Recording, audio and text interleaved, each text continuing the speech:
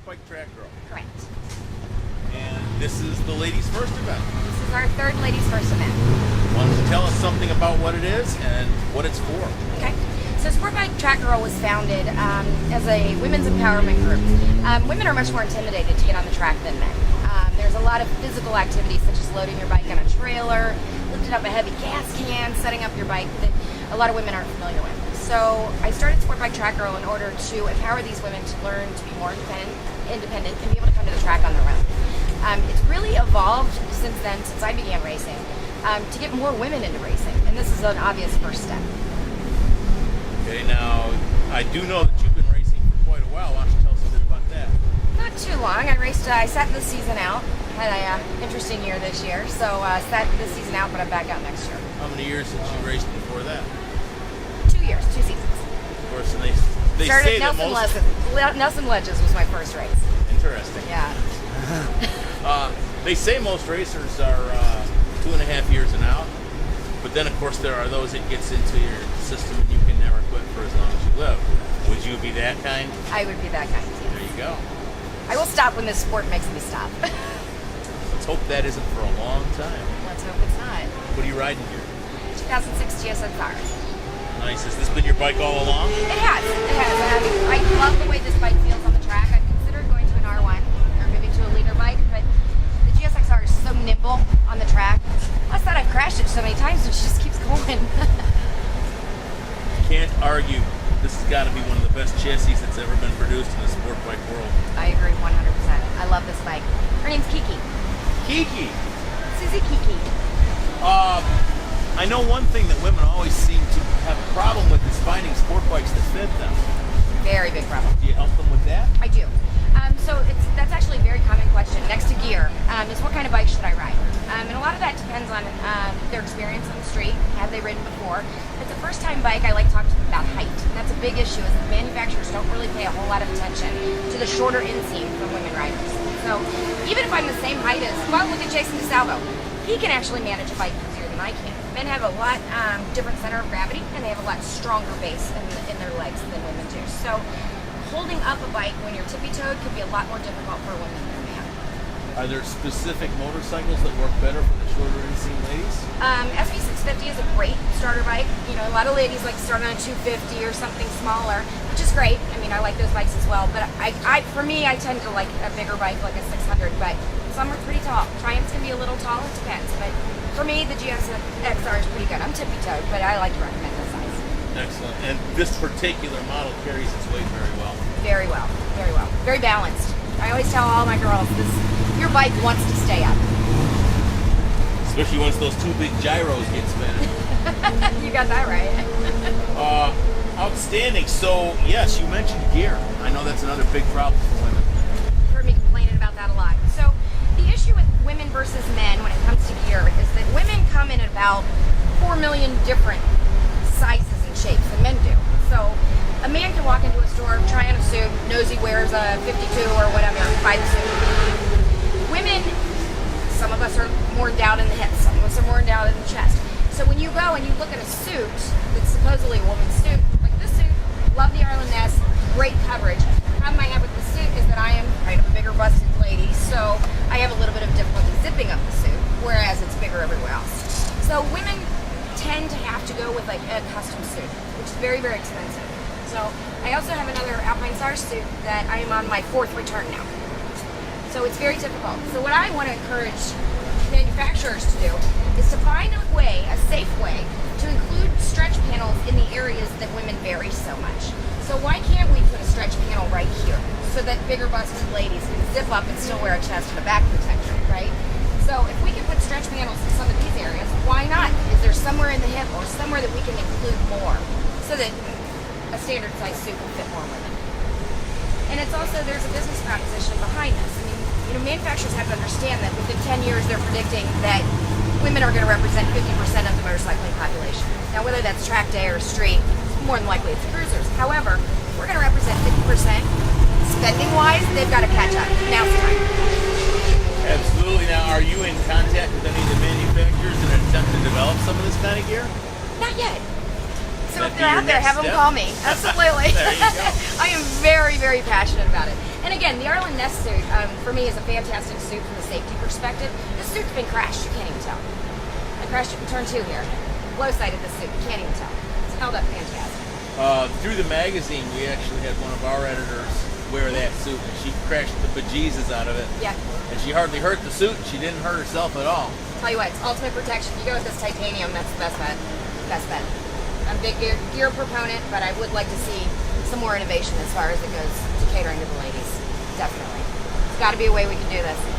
And it's the only way that the dealers and the retailers are going to be able to stock women's suits. It's not a good business proposition for them to carry a bunch of women's suits because they're going to sit on the rack for a long time, right? And they're not going to carry a large selection. Well, that in turn is a vicious circle. Then the ladies don't go to look there for gear, right? So, got to figure out a way for them to be able to carry more gear so they have a selection. You talked about the physical intimidation factor, things like being able to load your own motorcycle, fill your own tank off a 5-gallon can, things like that. Have you found any solutions? Yes. Okay, so it's actually a perception. So what women perceive as a difficult physical task, such as putting your bike on a trailer or strapping it down, a lot of that is just boils down to common sense and leverage, right? So that's kind of the idea behind ladies, or behind Sport Bike Track Girl, is taking that intimidation away and teaching them how to do that themselves. Very nice. We saw a great example of that yesterday. Jessica was showing us how she changes a tire. And it actually looks better than the way I do it, except my big, fat, unflexible man legs couldn't use her technique. So, I love it. Absolutely love it. so definitely, that was one place where she showed us it has to be different, but it's far from impossible. It is far from impossible. And that's why I love people at the track like Jessica and Kat and some of these others, Taya, is that these ladies can see us doing the same exact thing that the guys do, and it encourages them. It shows them, listen, this isn't hard. This isn't difficult. I never even sat on a motorcycle until I was 36. So basically then, motorcycle racing is somewhat of a guy's club, and this is a girls' club within the club to help each other be participants in this sport. Spot on. Spot on. And I will say that in the few years that I've been doing Sport Bike Track Girl, the support in the paddock has grown. There was, I felt a little resistance in the beginning, and now the guys are totally embracing it and teaching, and that's what I love. Love that. And they're not doing it for the girls; they're showing them how to do it, and that's what I want. It's always been my contention that if I have to look at sweaty human beings in leather, I would prefer they be girls. I'm not going to say they don't look better. I personally think women look better in leathers than men. I doubt you'd find a man here who'd disagree. I agree.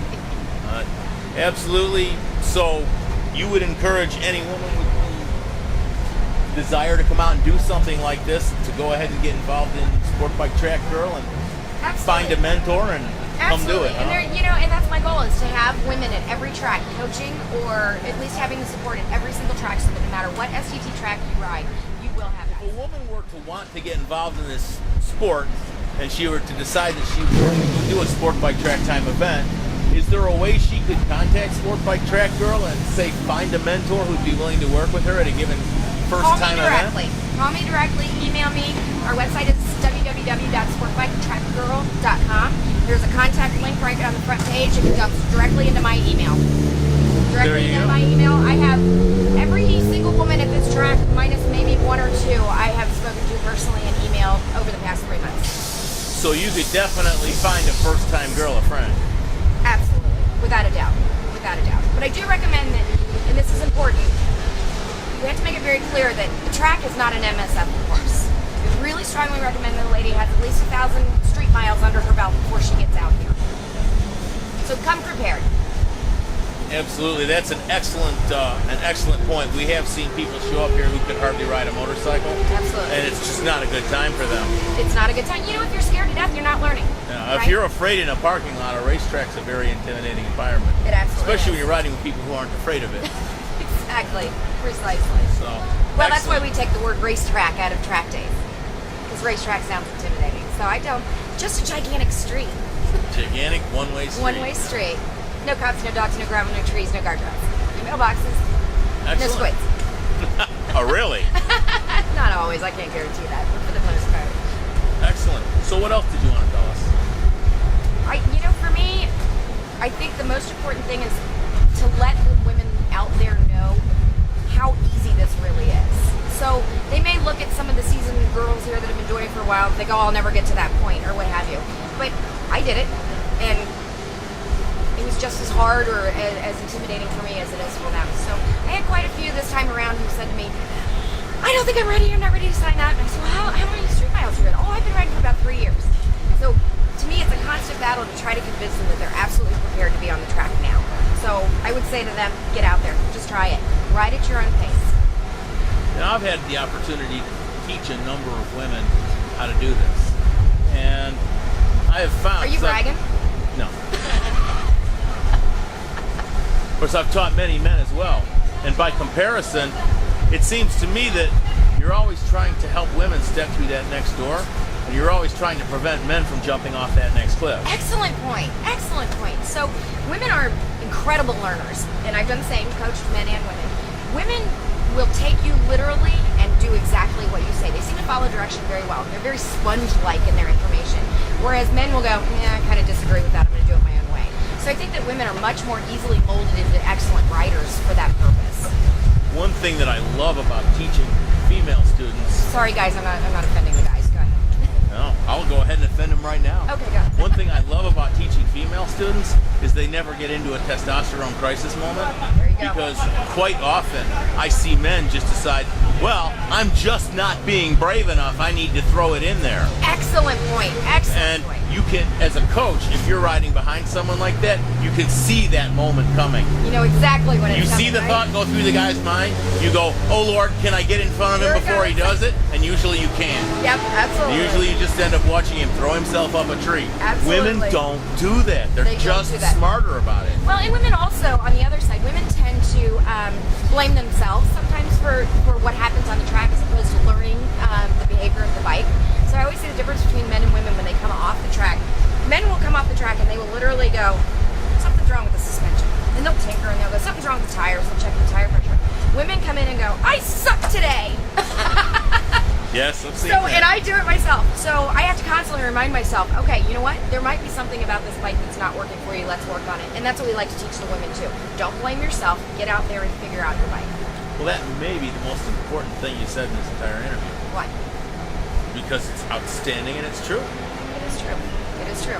So again, and that's that's the idea behind Sport Bike Track Girl is recognizing that these two genders learn totally different. There's such a gap in how they learn and how they react to criticism and how they react to constructive criticism, for example. Women take it very easily. There's no ego. I love it. I love the humility because let's face it, humble people learn. So I love it. And I've seen quite a few women start off as scared to death novices and turn into rock stars. God knows. I love it. Several of the women that I've started teaching from the very beginning are way faster than me now. I used to hate when that happened, but I love it now. I just blame it on old age. I know. Crash as much as me. You can be slow too. Perfect. Can I use that? Awesome. You'd be the primo person to use that. Yeah, I would. Absolutely. I can teach you how to crash every way there is. Awesome. So, what's been the best thing about being the head of Sport Bike Track Girl? Oh my gosh, it's so fulfilling. It is so fulfilling. I run around like a chicken with my head cut off and I'm crazy and it's very hectic, and at the end of the day, I can't tell you how exciting it is to see a woman come off the track and look at me and go, thank you! And it's just, it's so cool to see how proud they are of themselves and they're just so empowered. It's just, I love it. I love it. Love it. It's awesome. So if anyone's out there sitting on the fence, what's your message to a girl like that? Reach out. Find a mentor. You brought up a mentor before. Email me, call me, find another woman that does it on the track. Start sharing stories. Get on Sport Bike Track Girl. There are so many stories on sportbiketrackgirl.com, from everything that happens at a track day to everything you need to prep your bike, etc., etc. Reach out. If you're considering it even remotely, reach out. Excellent. Christy, thank you.